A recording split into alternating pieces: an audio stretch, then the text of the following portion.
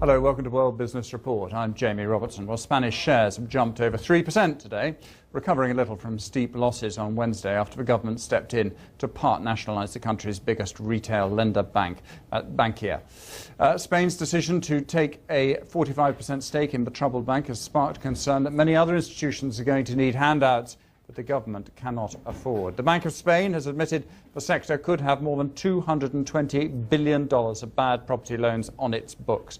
The Spanish government will announce further reforms to the banking sector on Friday to increase levels of capital the banks hold as insurance against possible losses. Well, Professor Antonio Moreno, who is Associate Dean of the School of Economics, University of Navarra.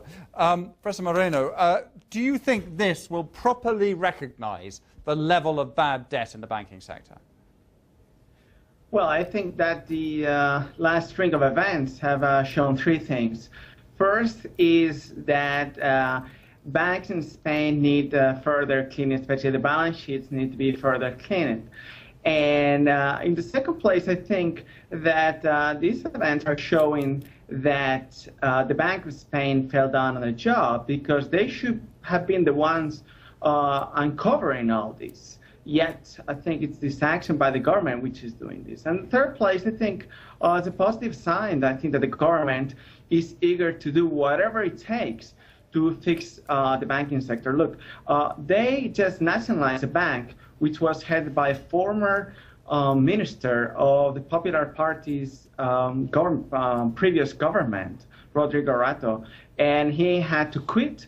And I think now the sort of Bankia should be doing better, and I think the markets today are recognizing this. Yes, but if you find there is such an excessive amount of bad debt lent out to the property sector that that many of these banks will be insolvent, how do you rebuild their capital? Where does the capital come from?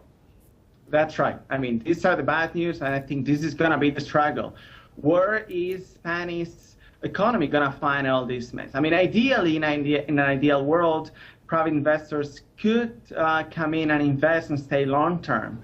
They're going to take some losses now, but in 2-3 years, they could start making money. But this is very hard right now.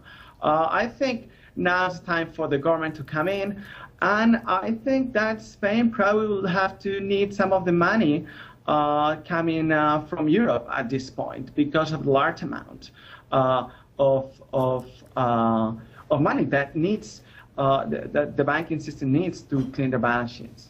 Okay, Professor Antonio Moreno, thank you very much indeed. Professor Moreno there from the University of Navarra.